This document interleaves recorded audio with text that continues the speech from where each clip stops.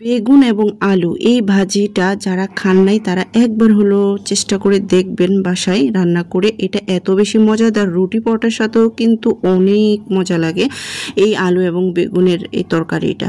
এটা হচ্ছে আমি ভাজি করব, আর আমি আলু আর বেগুন কীভাবে ভাজি করব সেভাবেই আপনাদের সাথে শেয়ার করতেছি। এখানে আলু আর বেগুন শুরুতে কেটে নিয়েছি, একটু পাতলা করে স্লাইস করে কেটে নিয়েছি আলু, আর বেগুনটা একটু মোটা করে কেটে নিয়েছি কারণ বেগুনের তরকারিটা একটু নরম।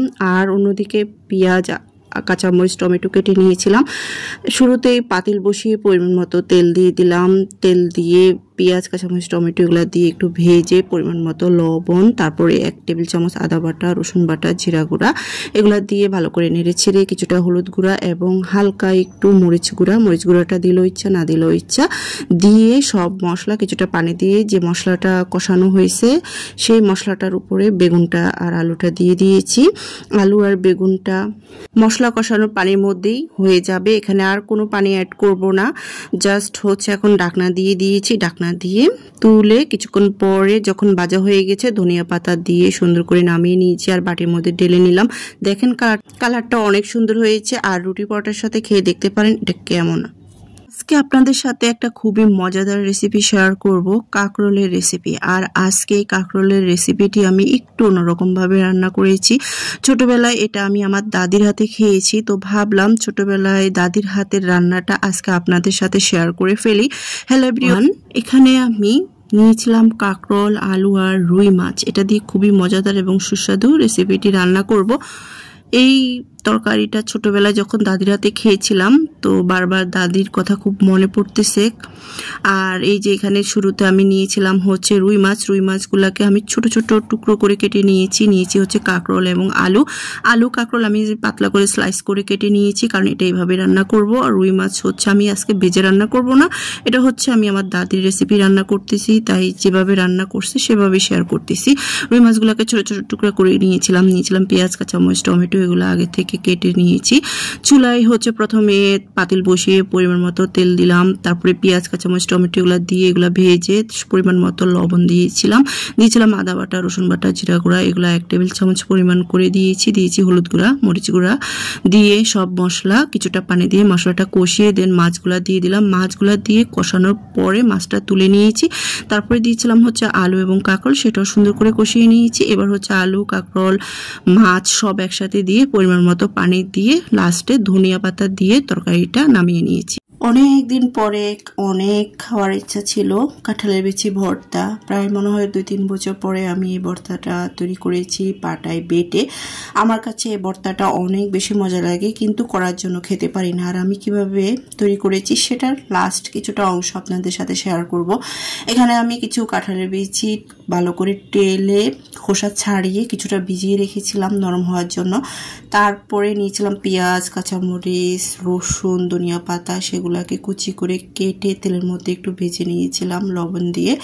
এবার হচ্ছে পাটার মধ্যে কাঁঠালের বিচিগুলো দিয়ে দিয়েছি, দিয়ে আমি কাঁঠালের বিচিগুলো ছেঁচে নিয়েছি কারণ কাঁঠালের বিচি অনেক শক্ত থাকে। তারপরে যে কাঁঠালের বিচিটা বেটে তারপরে দিয়েছিলাম হচ্ছে পেঁয়াজ, ধনিয়া পাতা, রসুন আর দিয়েছিলাম শুকনো মরিচ, এগুলা দিয়ে সুন্দর করে বেটে নিয়েছি। আর এই যে দেখতেই পাচ্ছেন আমার কাঁঠালের বিচি ভর্তা হয়ে গেছে, আর ভর্তাটা অনেক লোভনীয় হয়েছে। ভর্তা এমন কোনো মানুষ নাই যে আমরা পছন্দ করি না, ভর্তা আমরা সবাই অনেক বেশি পছন্দ করি। আর যদি দুপুরে গরম ভাতের সাথে যে কোনো ভর্তা হয় তাহলে তো কোনো কথাই নেই। হ্যালো এভরিওয়ান, আজকে আপনাদের সাথে ঢেঁড়স ভর্তা শেয়ার করব। যারা ঢেঁড়স ভর্তা আগে কখনো খাননি অবশ্যই আজকে এই রেসিপিটি দেখে বাসায় তৈরি করে দেখবেন যে ঢেঁড়স ভর্তা কতটা মজাদার। এখানে আমি শুরুতে কয়েকটা ঢেঁড়স নিয়েছি, আগা মাথা ফেলে দেন হচ্ছে ধুয়ে আমি চুলার মধ্যে পাতিলে পানি দিয়ে ঢেঁড়সটাকে সুন্দর করে পানির মধ্যে সিদ্ধ করে নিয়েছি। সিদ্ধ করে দেন আমি উঠিয়ে ঢেঁড়সটাকে হাত দিয়ে ভালো করে চটকিয়ে নিয়েছি। আর অপরদিকে পেঁয়াজ কেটে নিয়েছিলাম আগে থেকে, পেঁয়াজ এবং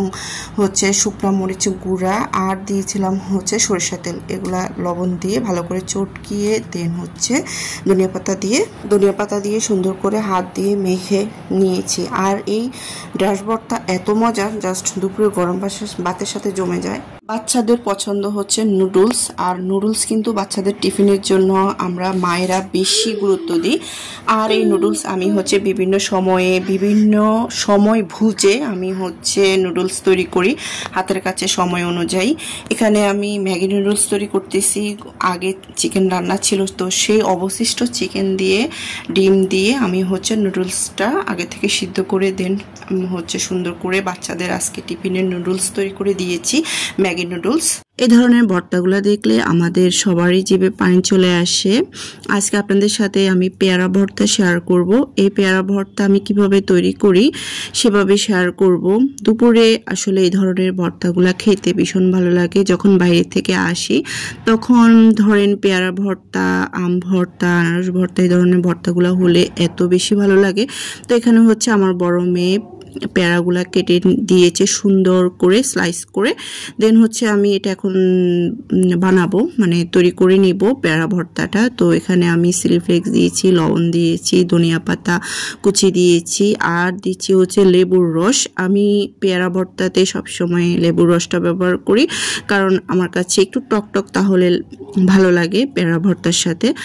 আর এখন দিয়ে দিব হচ্ছে কাসুন্দি, যেটা মোস্ট ইম্পর্টেন্ট হচ্ছে কাসুন্দি, কারণ কাসুন্দি না হলে মনে হয় পেয়ারা ভর্তা আনার ভর্তা জমেই না। তারপরে এই তো দিয়ে দিচ্ছি হচ্ছে কাসুন্দি। সব কিছু দেওয়া শেষ, এখন হচ্ছে মাখানোর পালা। ভর্তা যত বেশি হাতে মাখানো হবে তত বেশি এটার স্বাদ বেড়ে যায়। আর আরেকটা কথা হচ্ছে, এখানে যদি আমরা ভর্তার মধ্যে আনারস ভর্তা বা পেয়ারা ভর্তার মধ্যে যদি একটু বিট লবণ দিতে পারি তাহলে আরও ভালো লাগে টেস্ট। তো এই তো মাখানো শেষ, আর খাওয়ার পালা।